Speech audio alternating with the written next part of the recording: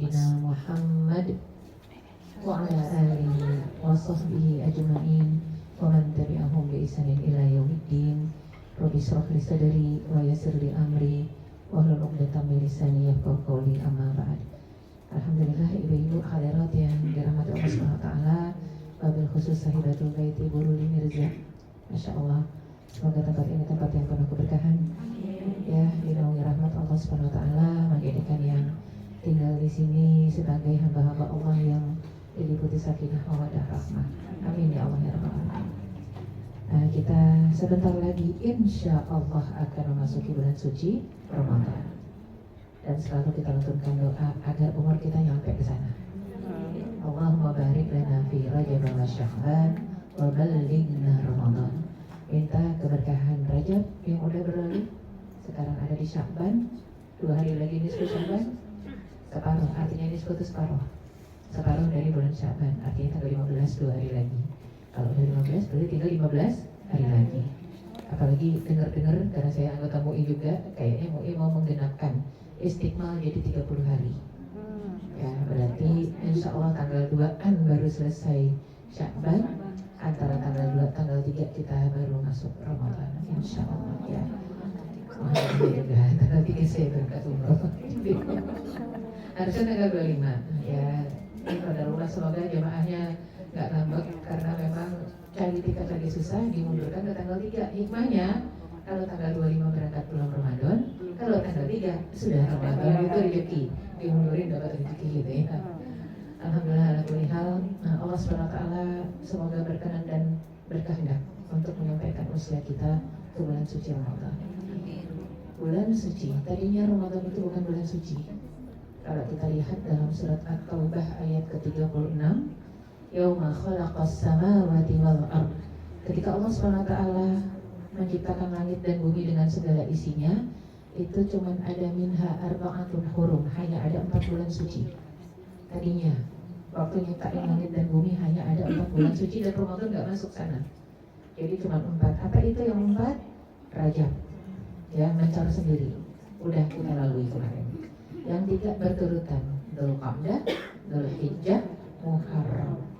Cuma 4. Kenapa akhirnya Ramadan jadi bulan suci? Kapan itu waktunya? Ketika Al-Quran diturunkan kepada Nabi kita Rasulullah Muhammad SAW. Al-Quran kitab suci, bulan yang diturunkan di dalamnya Al-Quran jadi bulan suci, tanahnya jadi tanah suci, ya, Masya Allah. Jadi itu kemuliaan Al-Quran. Makanya orang yang masuk ke bulan suci biasanya dicuci dulu, disucikan supaya jadi orang suci. Memang susah kalau jadi orang suci. Biasanya kalau yang suka pulang pergi ke umroh ngerasain, kita merasakan apa? Masuk tanah suci itu biasanya dicuci dulu. Entah sakitnya di tanah air atau sakitnya di tanah suci. Ada itu. Entah yang sampai balik lagi masih punya oleh-oleh apa? Batuk. Iya, itu lagi dicuci, ya, lagi dibersihkan dan harus terima, karena kita memasuki tempat suci. Nah, kita mau memasuki bulan suci, ya, supaya nggak terlalu dicuci di bulan suci dengan lapar, haus, sakit, apalagi naudzubillah kita nggak ingin sakit di bulan suci. Makanya harus bersiap mensucikan diri, mensucikan hati supaya ringan langkah kita. Karena kenapa langkah kita mengerjakan amal ibadah di bulan suci Ramadan kadang-kadang lemes, padahal makannya sudah 4 sehat 5 sempurna, buka puasanya sehat banget, sahurnya juga sehat banget, tapi kok lemes? Karena memang banyak yang belum bersih di dalam diri kita, ya. Jadi memang satu kisah di masa Rasulullah SAW dulu, ada 2 orang perempuan yang 2 orang sahabiah. Biasa perempuan kerjaan rumahnya udah selesai, ya, tugas domestika rapi, ngapain ya? Gitu ya, ngabuburit akhirnya. Yang satu menghampiri rumah tetangganya. Kita ngapain ini, duduk di teras rumah, duduk kan mereka berdua di teras rumah. Namanya duduk di teras rumah itu yang lewat banyak, yang lewat banyak, ya, tetangga-tetangga lewat, itu ternyata nggak sadar, ya, digunjingin. Kendaraannya beda loh, kemarin otaknya putih sekarang merah, otak merah yang paling mahal. Sekarang kan mobil ya, otaknya beda. Yang itu pakai emas, digunjingkan semua tanpa mereka sadar. Itu masih sekitar sebelum asar, udah lemes. Sampai disebutkan nyaris tewas karena haus. Akhirnya dua orang tadi ini mengutus seorang sahabat untuk bertanya kepada Rasulullah SAW, minta izin boleh nggak batalin puasa. Rasul ujuk-ujuk nggak ngasih izin tapi ngirim ember. Kata Rasul, tolong ember ini kasihkan kepada dua wanita tadi, suruh muntah. Kenapa disuruh muntah? Ternyata satu orang wanita muntah, isinya separuh ember penuh daging bangkai busuk, ya, daging dan darah bangkai. Pokoknya yang namanya bangkai pasti busuk gitu dimuntahkan. Satu lagi muntah penuh satu ember. Kaget mereka berdua, ada apa? Ini yang bikin lemes. Kata Rasul, kalian berpuasa dari semua yang dihalalkan Allah. Makanannya halal, minumannya halal. Kalau lagi puasa kan di depan mata juga gak akan kita sentuh.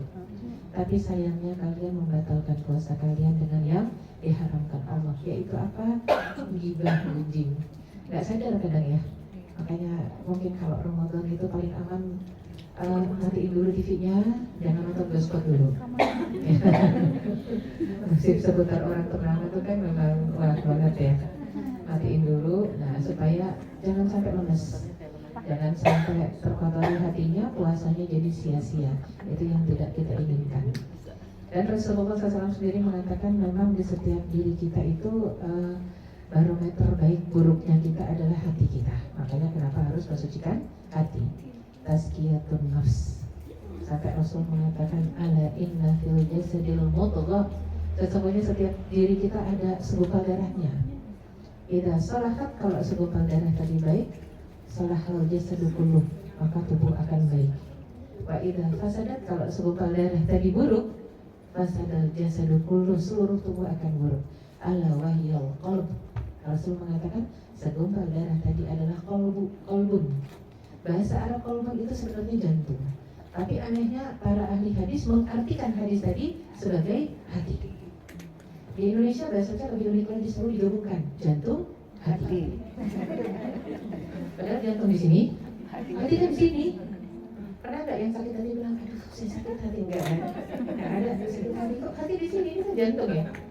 Sakitnya tuh di sini lah, kenapa yang ditutup jantung? Ya, ternyata hadis itu juga unik. Tulisan yang qalbu, jantung, terjemahan bahasa Arabnya ditafsirkan oleh para ahli hadis dengan hati. Ternyata kalau sakit hati memang sebenarnya sih hatinya entah yang di sini apa yang di sini, Indonesia unik, jantung hati menggabungkan. Dan secara medis kalau jantung, jadi hadis ayat nggak pernah bertolak belakang dengan medis. Jantung rusak, ya selesai kita ya. Liver rusak, tubuh kuning semua. Ya, entah itu naudzubillah sirosis kah atau hepatitis kah, pokoknya tubuhnya rusak, kuning, bisa mati. Yang lebih fatal memang jantung. Kalau liver masih bisa transplantasi separuh. Tapi kalau jantung, nggak ada kan transplantasi separuh jantung? Yang ada separuh jiwaku pergi ya. Itu udah lagu itu. Ya mati beneran kalau udah cuma separuh gitu ya. Harus utuh kalau transplantasi. Sehingga mau jantung, mau hati yang diartikan ternyata benar. Hadis Rasulullah mengatakan hal ismu mahaka fin nafsi wa taraddada fis sadr. Yang namanya dosa itu bikin nyesek hati dan deg-degan jantung. Ya, nyeseknya hati kita kadang-kadang aduh kadang ulu hati sini ya. Ulu hati saya nyeri, entah lagi sakit hati, entah emang benar lagi naik GERD-nya gitu ya. Ulu hati di sini, tapi hatinya di sini. Ulu hati di sini, tapi kita mengatakan yang deg-degan emang jantung. Sering kita mengatakan deg-degan hati saya deg-degan, itu pasti salah itu. Yang deg-degan itu jantung ya, bukannya hati. Kalau hati nggak bisa deg-degan ya. Tapi memang masya Allah orang Indonesia berarti sebenarnya puitis karena menggabungkan antara jantung dengan hati ya. Ramadan itu mensucikan semuanya. Ramadan bukan cuma mensucikan tubuh ya, karena secara kesehatan orang yang puasa bersih tubuhnya, perutnya terutama. Sehingga Rasul mengatakan sumu tasihhu, puasalah agar sehat. Kenapa kita habis selesai Ramadan nyangkutnya di UGD, pasti salah puasanya. Ya, jadi salah cara bukanya, salah cara sahurnya juga ya. Makanya harus semakin sehat, ini malah jadi sakit. Bukan syariat puasanya yang salah, tapi cara kita. Aku yakin biasanya setiap hidangan pembuka di sana ada kurma. Tapi yang pertama kali disentuh bala-bala. kurang pantas ya. Selalu kurmanya itu dipajang kadang-kadang dari hari pertama sampai hari ke-30 utuh. Yang di samping segala banyak nggak dimakan. Barang kata Rasul, makanlah kurma, minum air putih, sholat, habis itu sama nggak makan apa aja. Ya itu yang benar dan jadi sehat. Sahur juga gitu, harus ada kurmanya. Ini kadang-kadang makanya kenapa jadi lapar, jadi haus, jadi sakit, jadi tremor, jadi lemes. Ada yang malah gula darahnya naik. Padahal logikanya turun. Makanya yang lebih bahaya sebenarnya memang itu bukan yang hiperglukosa, tapi yang paling bahaya itu hipoglukosa. Karena kalau hiper bisa diturunin pakai obat, kalau naik turunin pakai obat. Lah kalau turun nggak ada obat naikin, yang ada diminumin manis-manis gitu kan ya. Paling sehat madu. Jadi memang mau nggak mau harus kembali ke sana, kembali ke cara Rasul puasanya kayak gimana. Khususnya yang hipo harus lebih kontrol. Sehingga memang latihannya kenapa dari Rajab dan Sya'ban Rasul minta barokah kepada Allah. Barik lana fi Rajab wa Sya'ban, minta barokah. Pengertian barokah itu ziyadatun fil khair, tambahan kebaikan, gak cuma sekedar tambahan kekuatan. Aku yakin kalau ibu-ibu disuruh puasa pada kuat karena sering diet. Kalau sering diet kuat puasa. Cuman masalahnya kalau salah niat gak dapat pahala, itu dia. Ya kenapa puasa? Udah saum sunnah lebih bagus. Bayar, jangan sampai belum ada yang bayar utang. Saya kemarin karena 2024 dadakan harus nganter ibu haji, sehingga ini utang terakhir saya puasa. Saya lagi puasa. Bayar utang, kodok ya, mengkodok. Jadi memang karena nganterin dadakan, jadi nggak bisa mengkodok. Ya harus siap-siapkan nganterin ibu udah sepuh, nggak bisa mengkodok puasa Ramadan. Ini hari terakhir saya. Alhamdulillah. Semoga Allah kuatkan ya, karena harus lari sana sini. Nah, jadi memang penting sekali untuk kita memahami ternyata mensucikan itu memang dengan dicuci. Dicuci dosa itu dengan apa? Ya dengan rasa sakit, ya dengan rasa lapar, ya dengan rasa haus, dengan rasa nggak enak gitu ya. Ada aja berbagai rasa yang kadang-kadang naik turun. Apalagi kalau yang masih aktif menstruasinya, biasanya kalau Ramadan hormon kita bekerja, merespon, dibersihkan, ngeflek lah dia. Ada yang headnya panjang, ada masuk Ramadan kayak begitu. Sebenarnya apa? Karena kita nggak tenang dengan ibadah. Deg-degan, takut, mau ibadah kok takut. Akhirnya wanita itu sangat terpengaruh dengan faktor hormonal. Akhirnya malah kok saya 2 kali happy Ramadan malah 2 kali karena nggak tenang. Harusnya kan mendekati Allah semakin tenang. Ala bidzikrillahi tatma'innul qulub, harusnya dengan zikir tenang. Ini yang zikir lisan saja, hati nggak bisa dibohongin. Deg-degan ya, deg-degan, takut. Padahal Ramadan itu tadi sudah dibacakan oleh qori kita, ayyaman ma'dudat, hanya beberapa hari terbilang sebentar. Benar Ibu, sungguh 30 hari di Ramadan itu lari bukan jalan. Ya, pertama kita merasakan, aduh masih 29 hari lagi, masih 28. Tiba-tiba udah seminggu. Tiba-tiba udah 2 minggu, tiba-tiba udah lebaran. Cepat kata Allah, ini bukan hari yang biasa. Ramadan itu cepat sekali, tidak terasa. Jadi sayang waktunya kalau disia-siakan. Sekarang yang sudah dikit lagi, 2 minggu lebih sedikit aja, manfaatkan. Untuk kalau misalnya, aduh kalau puasa kayaknya nggak sempat lagi, hutang harus dilunasi. Tapi yang masih punya hutang puasa, oke, lunasi. Kalau nggak punya hutang, tinggal sunah-sunah. Kalau nggak kuat jangan puasa. Takut di sunah kita bela-belain, di wajib nanti keok, gitu ya. Jadi sudah berarti latihannya apa sekarang? Bersihkan hati, bersihkan jiwa, bersihkan harta. Sebelum zakat, sedekah dulu, gitu ya. Jadi Ramadan memang sarana mensucikan jiwa. Sering kalau kita lihat bangsa Arab ketemu dengan satu yang lainnya itu tegurannya kalau udah bulan suci Ramadan, Ramadan Karim. Nanti temannya mengingatkan, Allahu Akram.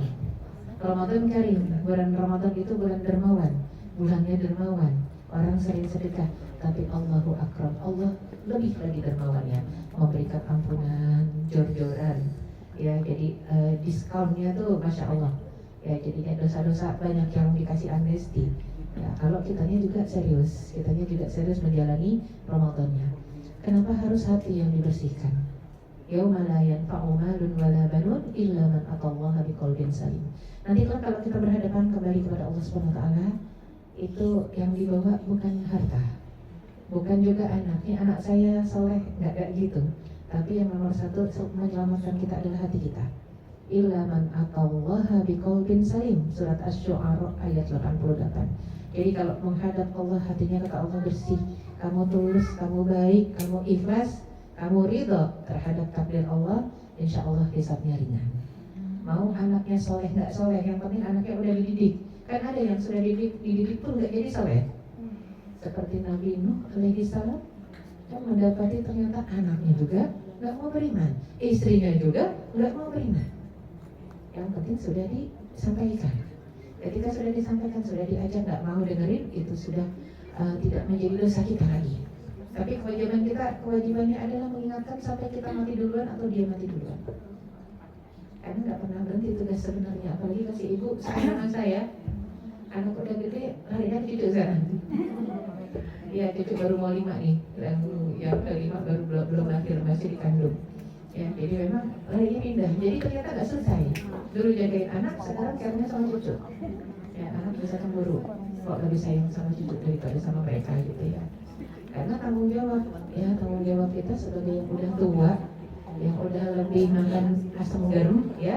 Jadi nggak boleh merasa lebih banyak ilmu dan sombong, tapi justru bertanggung jawab agar yang generasi berikutnya lebih soleh dari kita, lebih solehah dari kita. Alhamdulillah kita nggak ada yang pengen nyangkut, tapi pengennya dapat syafaat, ya, dapat saling membantu, itu harapan kita. Sehingga Hasan al-Basri, salah seorang ulama di masa tabi'in, mengatakan, obatilah hatimu, karena yang Allah kehendaki dari seorang hamba adalah kebaikan hatinya. Tapi kebaikan hati ini harus ada buahnya, yaitu kebaikan seluruh anggota tubuh. Jadi nggak boleh mengatakan hati saya sebenarnya hatinya rinto, fisiknya rembo gitu. Hatinya lembut, saya cuma kasar aja penampilan, nggak boleh. Kalau hasilnya hatinya lembut, hasilnya adalah fisiknya juga, perbuatannya juga, perkataannya juga lembut. Jadi Rasul mengatakan al-ina ula yakubu illa ma fiha. Bejana, tekok, ceret nggak akan menuangkan kecuali isinya. Jadi nggak mungkin isinya putih ketika dituang kopi hitam, nggak, itu sihir ya. Kalau nggak sulap ya. Kalau memang isinya putih, keluar putih. Kalau ada orang misalnya yang kata-katanya selalu kasar, tapi mengatakan saya ini sebenarnya baik loh, cuman kata-kata saya aja yang suka keceplosan. Kalau nggak ada yang kasar banget, temperamental, ini bawaan orok. Nggak ada orok yang begitu ya. Nggak ada bayi yang kasar, nggak ada. Semua bayi bahasanya satu, nangis. Mau lapar ya nangis, aus ya nangis, capek ya nangis, ngantuk ya nangis, pokoknya bahasa aja nangis gitu ya. Sedangkan kita kan nangis itu kadang gengsi ya, kecuali yang cengeng gini ya. Tapi Masya Allah, padahal Allah SWT sudah mengajarkan kita dengan sirah sejarah Rasul dengan para sahabat, orang-orang yang ruhbanun bil-lail fursanun bin nahar. Kalau malam kayak rahib nangis, padahal siangnya jagoan di atas kuda. Kalau kita kan berpikir kalau jagoan di atas kuda, hatinya keras, gak mungkin nangis. Kita sendiri sering salah ya, kalau ada cucu atau anak kita, laki-laki gak boleh nangis gitu ya. Laki-laki gak boleh nangis, padahal nangis itu melembutkan hati.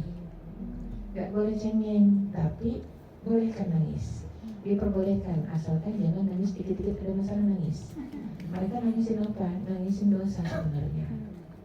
Kalau ada yang ikuti perkembangan saudara-saudara kita di Palestina, pertukaran tawaran yang paling akhir itu Masya Allah, IDF yang 4 orang perempuan itu kan malah minta sama pejuang Palestina untuk jangan kami deh yang dibebasin, yang lain aja. Ini kalau bukan karena akhlak para pejuang ya, itu nggak pengen dia, pasti dia pengen bebas.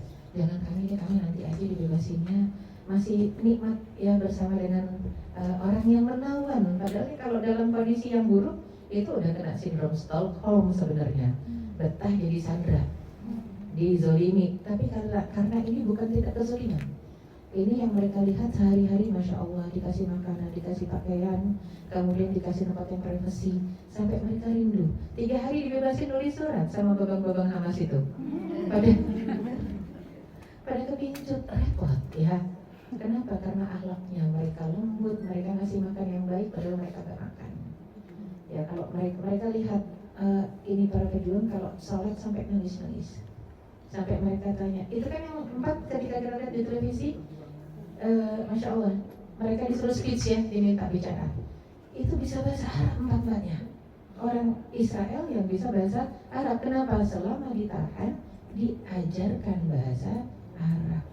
Jadi mereka bisa bahasa Arab. Tukeran. Pejuang yang bisa bahasa Israel, ya, bahasa Ibrani, tawarannya bisa bahasa Arab. Tukeran. Ada manfaat. Makanya yang mereka bingung, kok ini laki perempuan para pejuang kalau sholat sampai nangis, emang ada apa sih? Ketika ditanya kenapa sih emang Tuhan kalian menyuruh kalian kalau sholat sampai nangis-nangis, ternyata jawabannya nahnu nakhafullaha fikum. Kami nangis itu karena takut sama Allah, karena sedang menawan kalian ini. Tawanan dalam Islam gak boleh disakiti, gak boleh dizolimi, gak boleh disiksa, harus dijaga, keselamatannya harus terjaga, terjamin. Nangis, makanya mereka kalau sholat tuh malu nangis. Itu yang bikin salah seorangnya akhirnya masuk Islam. Tawanannya nggak mau pulang, itu yang repot ya. Mau dipulangin, nggak mau pulang. Kita kan terikat perjanjian ya, sekian orang harus ganti sekian orang. Lah mereka betah ditahan. Kalau sindrom Stockholm itu adalah sindrom orang yang dizolimi, ada yang begitu. Beberapa pasien yang konsultasi dizolimi oleh suaminya, tapi mau betah jadi sandra di dalam rumah tangganya, dipukulin, ditamparin. Nah itu nggak sehat. Kita pasti solusinya cerai. Tapi ada yang nggak mau cerai, cuman pengennya suaminya berubah, tapi disuruh cerai nggak mau. Ya udah nyaman di situ. Itu yang ngeri ya, nyawa terancam tapi merasa nyaman. Beda dengan yang kita ceritakan barusan, saudara-saudara kita di Malaysia tidak pernah mengancam nyawa. Apalagi masuk bulan suci Ramadan, di luar Ramadan saja alatnya sudah seperti itu, masuk bulan suci Ramadan lebih dahsyat lagi. Sehingga kalau kita baca sirah sejarah Rasul, kayaknya ini bukan manusia. Itu 14 abad lalu. Ternyata ada yang seperti itu. Hanya di Palestina saja. Ya di sini susah nyari yang ikhlasnya, baiknya. Sudah disakiti, tanahnya dirampas, masih sebaik itu. Bahkan na'udzubillah, ibarat kata kayak dipukulin tapi balasnya dipeluk gitu ya. Balasnya memeluk. Unkasyajar, jadilah seperti pohon berbuah ya, yang ditimpukin batu tapi balasnya nimpukin buah. Itu kan Masya Allah ya. Sampai Imam Syafi'i menuliskan kebaikan hati itu bisa dibentuk. Ya ini sebenarnya yang dijabarkan adalah hadis Rasulullah SAW. Kebaikan hati itu bisa dibentuk dengan 6 hal. Ada hadis lain mengatakan 7 hal. Ya tapi akhirnya dipotong menjadi lagu, jadi 5. Hati ya. Mungkin gak enak kali kalau lanjutnya ke-6 main ke-7 jadi gak enak. Jadi yang yang ke-5 ya. Artinya gimana caranya agar hati senantiasa bisa kita jaga ya kestabilannya agar selalu baik. Pertama, baca Quran. Ya, baca Quran tapi gak cuma sekedar baca, memahami arti yang dibaca. Alhamdulillah sekarang mah gak bisa bahasa Arab juga ada terjemahan. Bahkan ada tafsiran juga yang dijual, udah bukan terjemah, tafsir sampai 6 buku gede-gede gitu ya. Itu Ibnu Katsir, ada yang 7 buku besar-besar. Artinya cuma satu kuncinya, mau baca nggak? Kadang mau baca Quran aja kita kan nggak dulu gitu ya. Baca Quran kayaknya baru 1 lembar udah ngantuk ya. Tapi kalau baca novel kuat kita. Kalau baca Quran udah ngantuk. Nah, akhirnya ketika Rasulullah SAW mengatakan tombol hati untuk mengobati hati supaya keimanan kita stabil, supaya jauh dari penyakit hati. Pertama, rutin baca Quran tapi pahami maknanya. Kenapa harus dipahami arti dan makna? Agar bisa menjalankan perintah Allah dan agar bisa meninggalkan larangannya. Karena kalau nggak tahu juga nggak bisa meninggalkan larangan, mengerjakan perintah kalau nggak baca artinya. Nah itu yang pertama. Yang kedua, berkumpul dan bergaul dengan orang soleh. Masya Allah, kalau yang kayak begini susah dicari di tempat dugem, jelas susah. Ya, mungkin kita kalau lagi majelis taklim duduk di bawah dugem juga, duduk gemeteran karena kakinya kelipat gitu ya, lututnya harus sudah selonjor kan. Tapi kalau dugem yang beneran di tengah malam kayaknya susah nyari ibu-ibu yang solehah kayak begini. Ya, Masya Allah kemarin itu di Glodok ada satu tempat yang aman, tidak terjerat api adalah musola ya. Musola sampai setirai-tirainya, semushaf Qurannya utuh ya. Sampai kaget emang tim yang memadamkan api itu. Kok ini bangunan sudah hancur semua dengan api? Lah ada satu tempat yang utuh kayak dikotakin, ada ya itu doang musola. Entah musola itu pernah dihampiri atau tidak oleh manusia, itu diskotik ya. Ya, jadi memang yang kebakaran itu sumbernya kan percikan apinya dari diskotik. Tapi Masya Allah ternyata ada ya tempat. Mungkinlah orang mengatakan coba itu orang lari ke sana. Ya nggak kepikir, kita pikirnya kan keluar. Ya. Nggak mungkin ada yang mau lari ke sana spekulasi. Ya pasti keluar. Padahal itu tempat yang aman, Masya Allah. Jadi memang pertama baca Quran tapi tidak sekedar membaca, memahami artinya. Kedua berkumpul dengan orang soleh.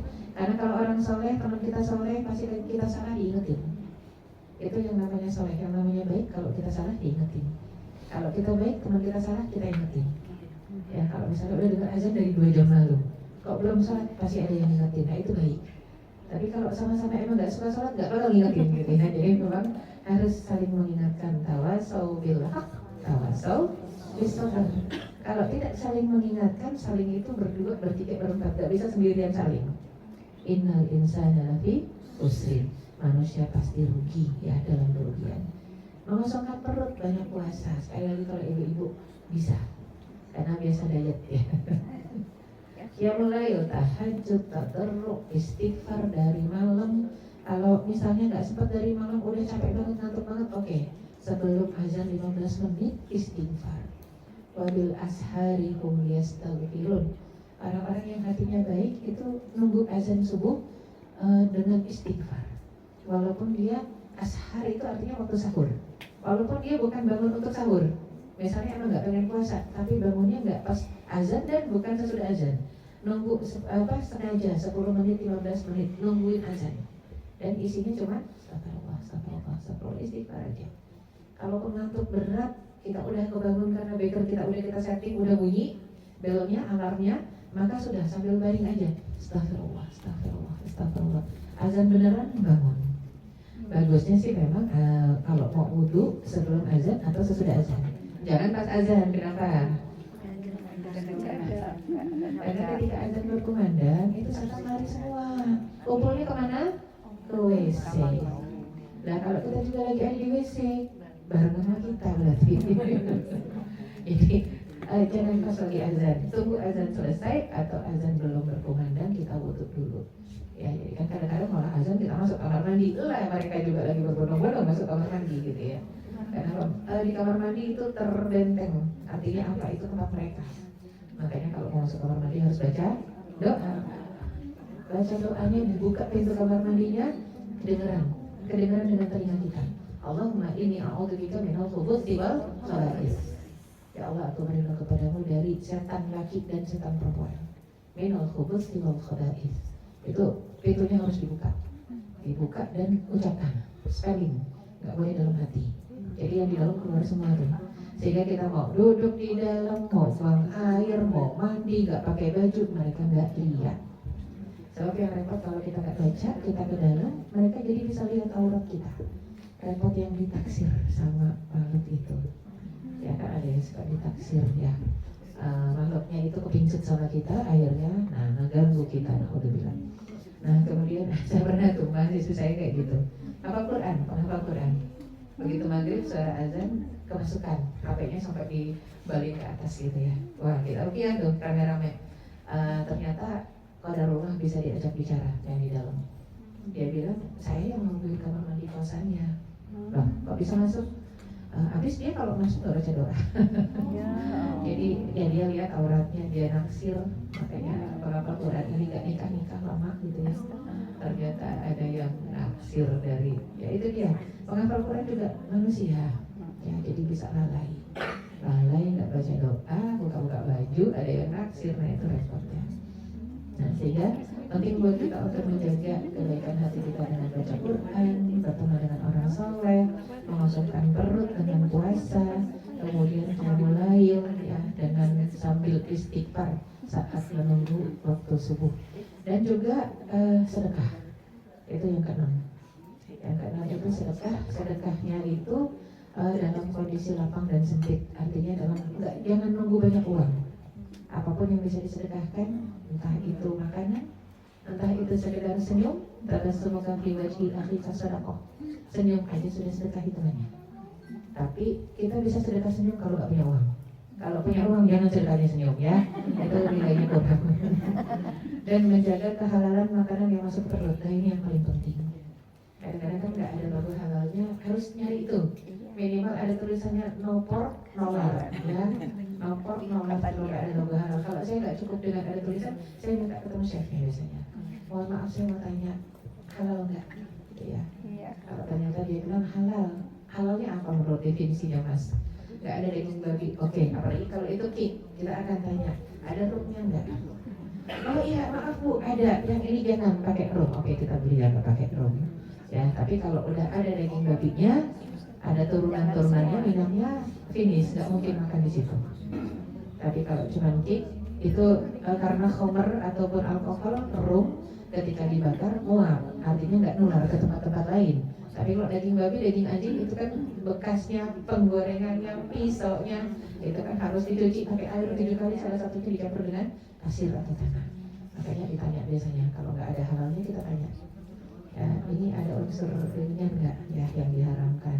Biasanya saya tanya dulu, muslim bukan? Kalau dia bilang muslim harusnya paham. Ya, ternyata ada yang langsung paham. Bu jangan Bu, nggak semua halal. Apa tuh? Daging babi? Bukan, ini toko roti. Bukan Bu, rum. Dia ngerti berarti. Tenang tuh malah beli di situ. Karena apa, dia akan kasih tahu yang ini kue susnya, flaknya pakai rum. Oke, kita nggak beli. Yang nggak pakai rum yang mana? Yang ini, yang ini. Bahkan ketika cucu nunjuk salah satu, langsung orangnya bilang, jangan yang itu deh. Yang itu ada rumnya. Itu nggak halal, dia bilang gitu. Oh Masya Allah. Ya itu yang enak kalau kita tanya langsung. Ya. Sebab kita pengajian waktu itu di daerah Bintaro. Ada yang bawa Black Forest ke pengajian. Kita nggak ngerti Black Forest ternyata pakai rum. Selesai pengajian, pada makan Black Forest, semua kok tidur. Suruh tidur pulas. Ternyata Black Forestnya sudah nginep di kulkas 3 hari. Kadar alkohol itu semakin naik, ya. Jadi itu bukan tidur sebenarnya. Pingsan gitu ya. Padahal kerasa kok, rasanya itu rada gedir-gedir, tapi itu kerasa. Kalau udah gedir pahit nggak usah dimakan lagi ya. Ini saking enaknya dimakan ya. Abis itu kenapa pada pules gitu ya. Itu yang ngeri ya. Jadi definisi saum, artinya kalau kita bicara puasa, definisi puasa itu dalam syariat Islam sebenarnya al-imsak, menahan. Asyam sama dengan al-imsak. Imsak itu artinya nahan. Nahan nggak makan, nggak minum, nahan nggak marah, nahan nggak gosip, nahan sebenarnya. Makanya kalau imsak di Indonesia kan artinya 10 menit sebelum azan subuh ya. Sebenarnya definisi imsak itu adalah puasa. Definisi imsak adalah menahan. Nahan nggak boleh mengerjakan apapun yang membatalkan puasa kita. Nggak hubungan suami istri, Masya Allah ya. Allah yang Rahman dan Rahim, bahkan hubungan yang halal saja ketika puasa diharamkan. Sama ketika lagi ihram juga kan ke tanah suci halal suami istri, tapi ketika sudah niat ihram haram. Kalau mau melanggar damnya ontak gitu kan ya, bukan kambing lagi. Jadi kita dilatih untuk momen-momen tertentu menjaga dan juga mengendalikan hawa nafsu. Walaupun syahwatnya itu syahwat halal, sampai harus dikendalikan untuk waktu-waktu tertentu. Ramadan terutama sebulan penuh. Tapi kan nggak boleh hubungannya cuma siang. Kalau malam kan boleh aja ya. Makanya tadi ayat dibacakan sampai 186. 187-nya tentang hubungan suami istri di malam hari, dibolehkan. Maksudnya malam tuh habis maghrib ya, sampai sebelum azan subuh bebas. Ya, artinya sudah gelap, udah boleh. Ya, jadi memang itu penting untuk memahami. Ternyata Allah SWT ketika membatasi, mengharamkan, ya ada batasannya. Enggak selamanya. Ya, jadi memang waktu-waktu tertentu laki-laki boleh pakai pakaian, pakai kancing, pakai resleting, tapi begitu ihram cuma 2 helai kain saja, gitu kan ya. Perempuan yang baku memang ngerapat gitu ya, mau ihram mau nggak ihram, mau puasa nggak puasa, perempuan yang memang baku karena saking berharganya perhiasan gitu ya. Jadi memang definisi puasa itu sendiri adalah menjaga atau imsak. Fa'idza kana yaumu shaumi ahadukum fala yarfuth wala yaskhab. Dalam kondisi puasa jangan berkata keji, itu menghilangkan pahala puasa, berkata kotor, berkata kasar, wala yaskhab. Wala yaskhab, jadi nggak boleh teriak ternyata. Meninggikan suara itu juga mengurangi pahala puasa. Ya kan kadang suka manggil-manggil anak dari jauh ya. Walaupun sekarang lebih simpel, anak di kamar sebelah aja kita telepon. Padahal kalau dari sisi edukasi paling cakep itu, kalau kita udah lihat parenting, samperin. Kadang kalau ditelepon, Anehnya juga di telepon, malah diangkat teleponnya ya. Diangkat dan dia nyautin padahal kamarnya sebelah. Kan harusnya di telepon, sebentar, harusnya kan datang ya. Tapi memang ternyata zaman sekarang ini unik ya, generasinya macam-macam. Ada Gen Z, ada strawberry ya. Saya bilang Gen Z itu singkatan zombie kayaknya ya. Kalau sudah terpaku dengan handphone, udah kayak zombie ya. Jalan nggak ini lagi, nggak ingat kanan kiri sudah. Matanya ke sini mau dipanggil juga nggak respon ya, nggak respon. Nah ini Z mungkin zombie. Yang repot kan strawberry ya, dari luar cakep, merah, klinis, begitu dipencet, serot, ternyata lembek. Nah, naudzubillah min dzalik, ternyata lembek. Makanya dibilangnya generasi strawberry. Kemarinnya generasi sandwich, apa sih maksudnya gitu ya? Sandwich kayaknya nggak tahan, ditekan atas, ditekan bawah. Dulu merupakan kebanggaan kalau seorang anak bisa menanggung keluarganya. Kebanggaan kita, wah orang tua kita tanggung, adik kita semua yang baik, itu bangga. Kalau sekarang lemes, begitu kanan kiri depan belakang atas bawah tergantung kepada dia, stres. Naudzubillah, saking lemahnya iman ujungnya bunuh diri ya. Naudzubillah, dulu kan nggak ada yang kayak begitu. Mana ada dulu anak SD bunuh diri, nggak ada. Teman-teman tuh nggak ada anak SD bunuh diri. Kemarin kan anak kelas 4 SD loncat dari lantai 4 bunuh diri. Ya, cuman gara-gara bullying verbal. Saya teringat waktu SD, SMP juga teman-teman kata-kata nggak ada yang stres, malah ada yang dikatain gitu loh, doyok loh gitu ya, macam-macam, gendut, berat, kurus, cekik ya, nggak ada yang stres. Bahkan raportnya merah pun nyengir ya, nyengir pulang kasih ke ibunya, ya pasti dimarahin. Besoknya datang lagi walaupun nggak naik ya, walaupun nggak naik kelas, nggak ada yang stres. Sekarang sampai tinta merah dirubah jadi tinta hitam, walaupun angkanya 5, angkanya 4, tulisnya harus pakai tinta hitam supaya anak katanya nggak stres. Itu salah, bukan itu. Esensinya adalah keimanan. Esensinya adalah keimanan. Kalau dia paham siapa Tuhannya, siapa Allah, siapa Nabinya.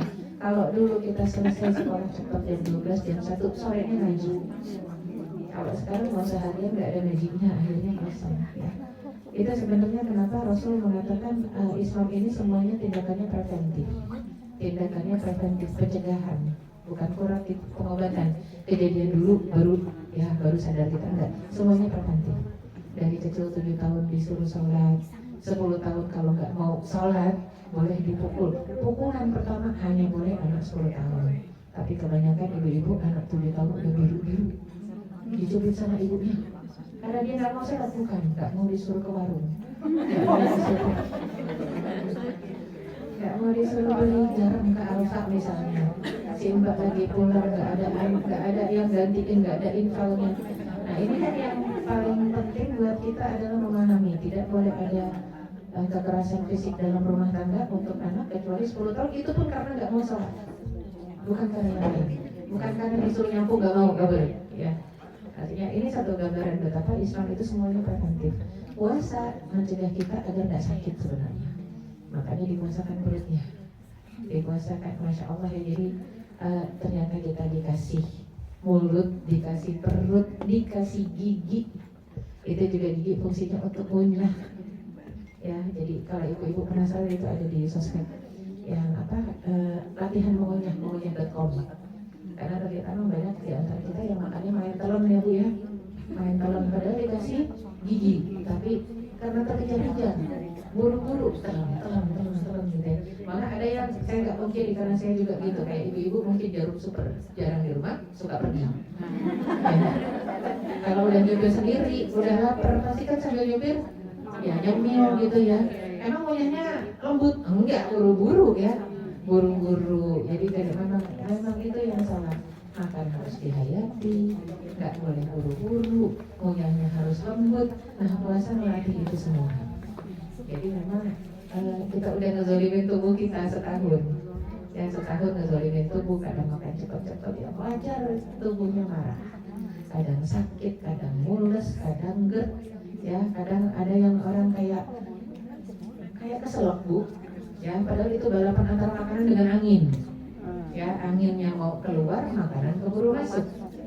Sampai Makanya Masya Allah kita pelajari kesehatan itu kedokteran Islam, kulu washrobu wala tusrifu, makanlah dan minumlah dan nggak boleh berlebihan. Kalau kita kan selalu makan habis itu minum, padahal minum dulu habis itu makan, jangan minum lagi, sejam baru boleh minum. Menghindari keselak, menghindari tersedak. Makannya juga semuanya harus, itu salah satu caranya kenapa dilatih dengan puasa. Makanya bukanya juga dilatih, kurma dulu, habis kurma air putih, habis itu salat. Itu sebenarnya latihan supaya perutnya nggak kaget ya. Tapi kita kan udah lapar mata ya, lapar mata semua dibeli. Padahal jujur orang puasa itu nggak akan bisa makan banyak, karena minum 2 botol aja kenyang. Ya makan bakwan 2 biji aja kenyang gitu ya. Jadinya memang nggak akan bisa makan banyak. Akhirnya bulan Ramadan yang harusnya syahrul muwasa, bulan empati, akhirnya jadi syahrul mugadir.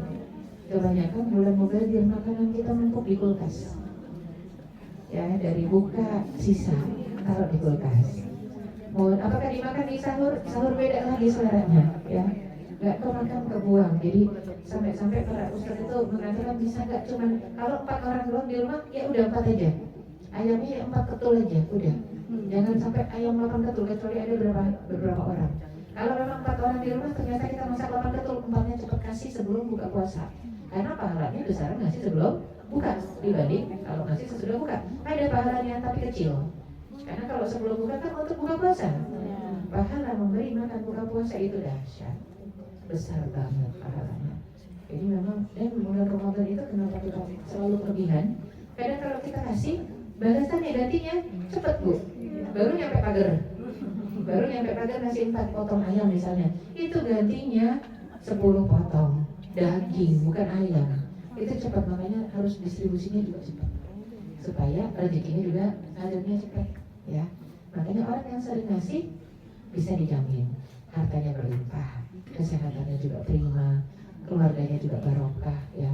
Ngasihnya, ketika ngasih itu memang sebenarnya bukan uang kita ya, uang Allah kan yang Allah titipkan ya. Sebenarnya bukan harta kita, bukan milik kita. Semua yang kita klaim sebagai milik sebenarnya bukan milik kita, termasuk yang nempel ke tubuh ya, mata, telinga, tangan, kaki. Kalau kata Allah jatahnya selesai untuk dipakai matanya, selesai. Bisa jadi kita hidup tanpa mata, bisa jadi tanpa telinga, tanpa tangan, tanpa kaki, tapi Allah masih berbaik hati. Itu yang harus kita syukuri. Kadang-kadang dengan mengeluarkan ya uang yang dititipkan kepada kita. Ramadan lah waktunya untuk membersihkan itu semua ya. Jadi ada yang perhitungan zakatnya harusnya sebelum Ramadan ya, maka keluarkan zakatnya sebelum Ramadan, nanti Ramadan keluarkan lagi sedekahnya. Tapi kalau yang sesudah Ramadan harusnya jatuh haul 1 tahun, tarik aja ke Ramadan. Tarik ke Ramadan, kenapa? Biar barokah. Ingatnya juga gampang. Kalau harus bayar zakat tiap Ramadan, ingatnya gampang ya. Tiap Ramadan zakat. Cuman ada yang kelupaan. Saya karena memang ambil zakat itu kadang nyebut zakat. Saya nggak mau nunggu ya, jemput. Itu ada yang fokus ke bayar zakat, mau dia lupa nggak bayar zakat fitrah. Itu repot. Begitu sudah lebaran, ya Allah Ustazah saya lupa nggak bayar zakat fitrah.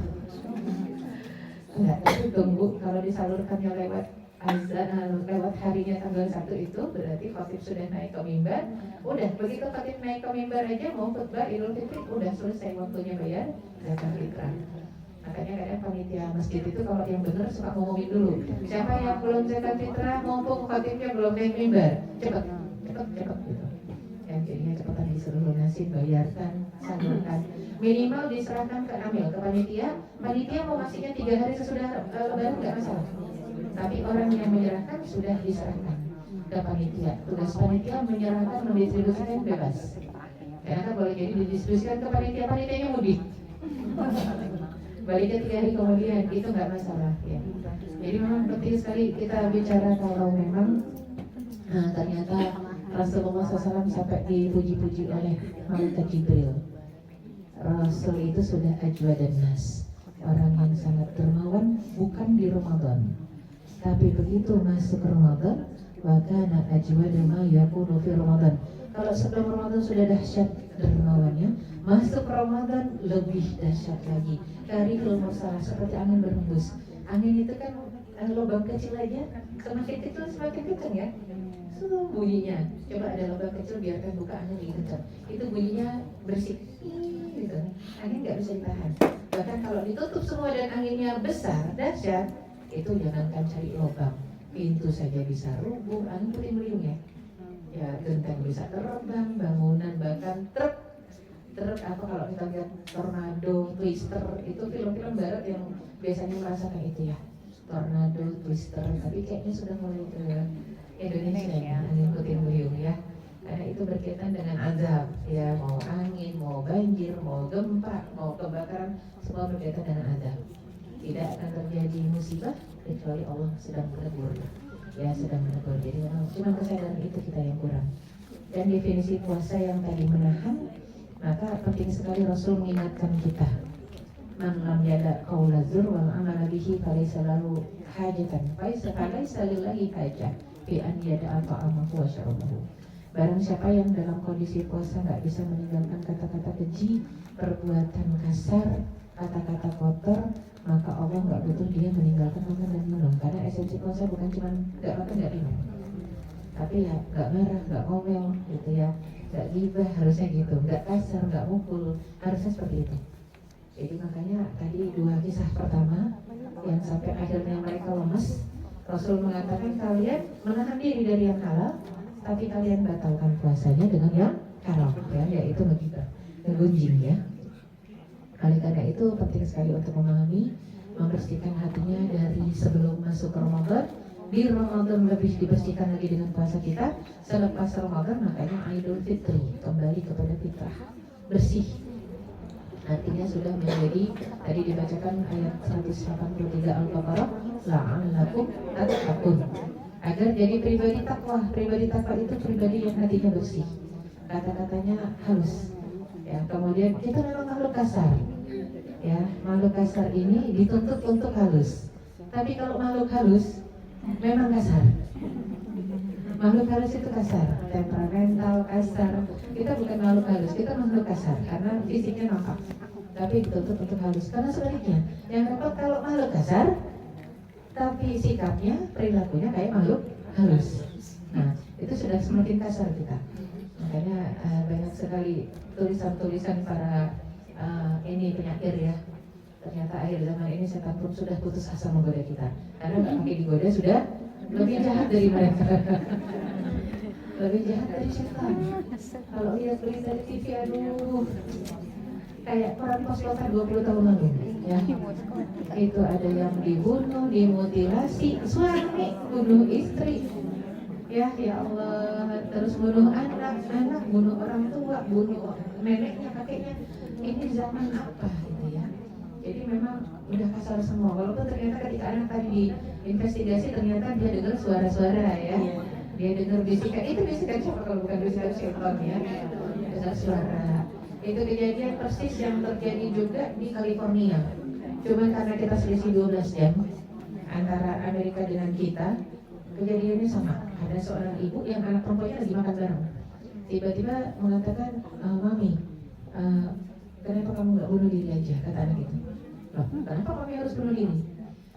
Karena kata yang saya lihat di TV katanya. Jadi dia lihat film kartun. Kata yang saya lihat dan saya dengar di film itu, di kartun, orang itu paling bahagia kalau mati dalam kondisi bahagia. Mami lebih bahagia kan? Iya. Mami lebih bahagia saya bunuh atau mau mati sendiri, bunuh diri? Wah, dia repot, kaget. Itu orang Amerika. Akhirnya dia blast itu ke sosial media, mengatakan kenapa anak saya begini, nonton apa, diselidiki ternyata tontonannya sama antara yang di Indonesia yang tadi dengar suara-suara dengan yang anak Amerika itu nonton kartun Bart Simpson. Di Bart Simpson itu lagi ngajarin, hari itu sama, ketika diinvestigasi hari itu lagi tayangan bunuh diri ya, bunuh diri kalau nggak membunuh orang yang kamu cintai. Jadi mami saya I love you kata anaknya, tapi kenapa why don't you kill yourself, katanya, kenapa kamu nggak bunuh diri kamu sendiri. Jadi disuruh kill yourself, dia bilang jelas-jelas dibilang bunuh diri ya. Kenapa? Karena kalau kamu bunuh diri dalam kondisi bahagia, kamu akan mati dalam kondisi bahagia. Waduh, serem. Jadi tontonan aja harus dipantau anak kecil ya. nonton apa, jangan kita pikir kartun ini kartun juga ada nilai-nilai yang diselewengkan ya, dimasukkan, dicuci otak anak kita. Waktunya sama, ternyata nontonnya sama, cuma selisih 12 jam karena perbedaan waktu kita dengan Amerika. Nah itu serem. Jadi puasa ini juga membentuk kepribadian. Makanya kenapa dulu di masa Rasulullah SAW, anak kecil yang belum wajib puasa tetap dilatih untuk puasa. Dilatih, bukan diwajibkan, cuma dilatih. Jadinya kalau yang sudah mau deket 7 tahun, tuh 6 tahun, 5 tahun, nanti begitu sahur dibangunin, ikut sahur. Tapi kalau jam 12 lapar gimana? Jam 10 lapar, dikasih sama Rasul mainan, boneka-bonekaan, suruh buat boneka dari kapas. Kita mungkin dulu pernah ada kerajinan tangan buat boneka dari wol ya. Ya ini Rasul dari kapas diajarkan anak-anaknya. Anak kecil kalau udah main lupa makan. Tapi kalau Ramadan dia pengen makan, itu namanya bisikan setan ya. Disuruh makan susah sekali. Begitu Ramadan lapar terus. Itu kan selain bisikan setan mengganggu emosional ibunya ya. Jadi kata Rasul, sabar dan ajarkan mereka buat mainan.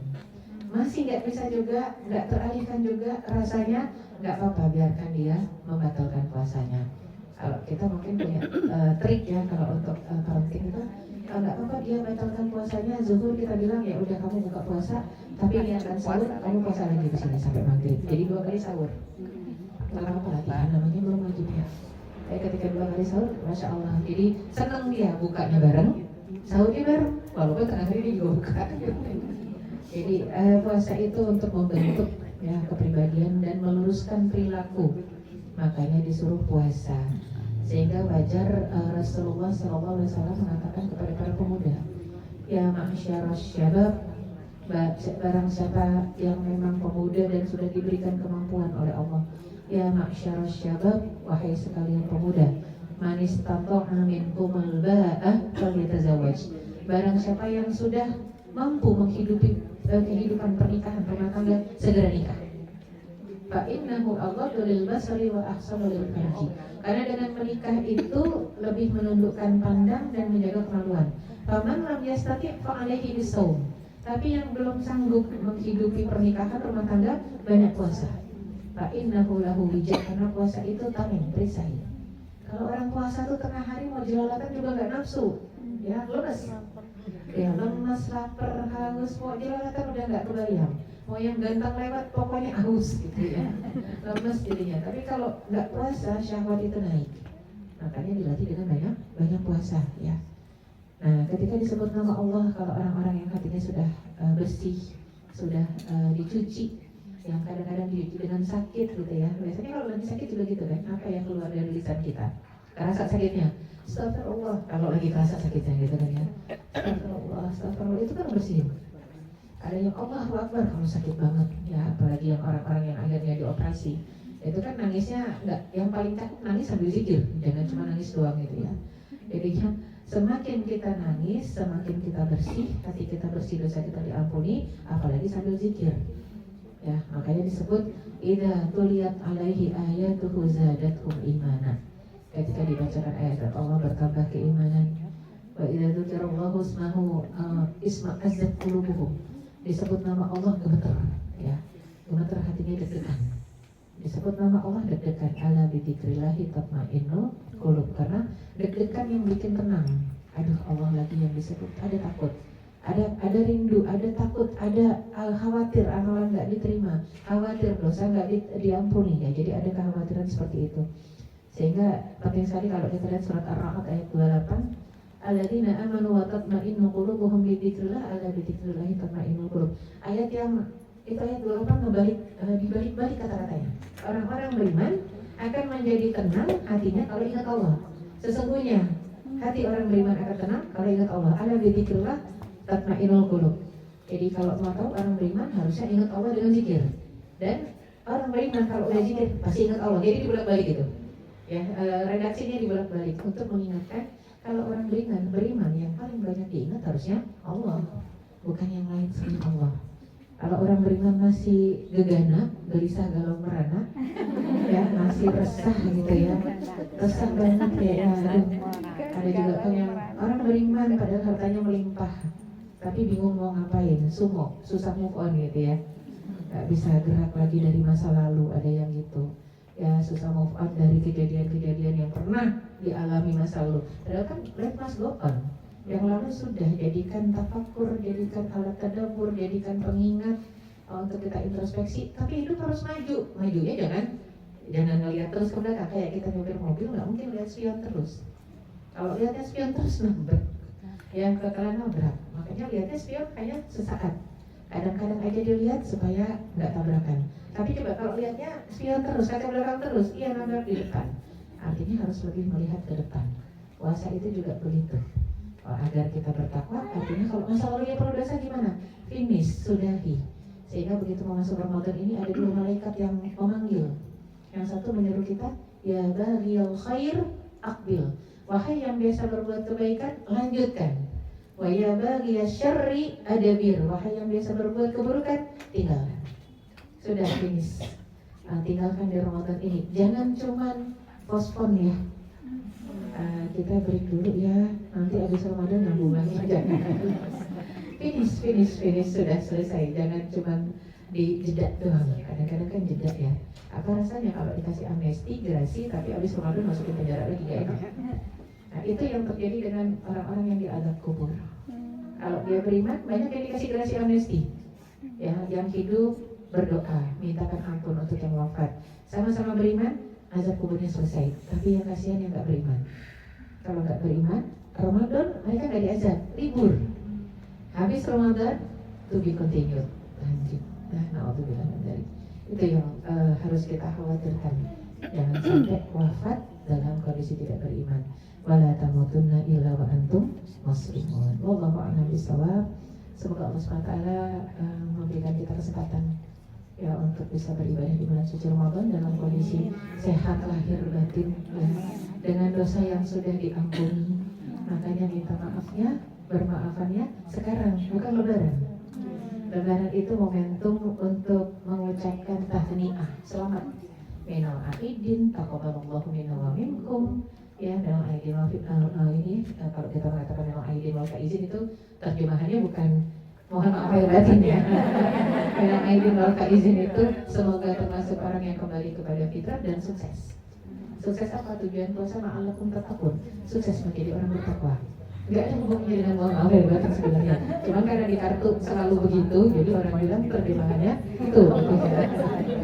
Jadi waktu yang tepat adalah sekarang, terlebih terakhir satu hadis Rasul terkait dengan bulan Sya'ban. Jadi fi lailatin min nisfi Sya'ban, kalau malam tanggal 15 itu Allah SWT turun ke langit dunia. Yattali'u ila jami'i khalqihi, mandangin satu-satu hambanya. Yang beriman diampuni dosanya dengan catatan. Kalau terlepas dari dua hal, illal musyrik wal musyahin.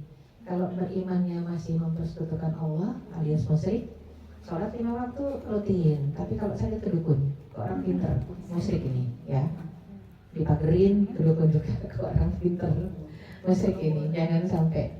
Ya, jadi ketika beriman, ya beriman, jangan persekutukan Allah dengan segala sesuatu. Jadi memang kalau musyrik tidak diampuni. Yang satu musyahin itu yang di hatinya masih ada syahna itu kebencian, permusuhan. Hatta yastolihat, sampai berdamai. Kalau sudah berdamai, tidak mengerjakan kemusyrikan, diampuni malam itu, menuju Ramadan langkahnya ringan. Kita butuh diampuni di Sya'ban. Makanya momentum Sya'ban itu memang momentum bermaafkan. Alhamdulillah sekarang sih udah dari beberapa tahun ini mungkin hikmah pandemi ya, bagus ya, di bulan Sya'ban udah maafin ya, mohon maaf lahir batin ya, iya. Terus jaga tapi ritmenya, jangan minta maafnya di Sya'ban, habis itu besok buat masalah lagi. Nggak selesai. Harusnya sudah 2 minggu itu sudah bersih. Kesempatan kalau nisfu Sya'ban belum beres, ya itu satu-satunya hadis sahih terkait nisfu Sya'ban. Jadi nggak ada hadis lain yang walaupun ritualnya jadi tradisi ya, malam nisfu Sya'ban biasanya masyarakat kita suka ke masjid, nyiapin air, bacain Yasin, ada yang 3 kali, 40 kali. Sebenarnya nggak ada hadisnya, cuma jadi tradisi di Indonesia. Jadi yang ada hadisnya satu-satunya malam nisfu Sya'ban itu. Allah turun ke langit dunia. Kira-kira kalau Allah lagi pandangin enaknya kita ngapain? Tidur? Enggak.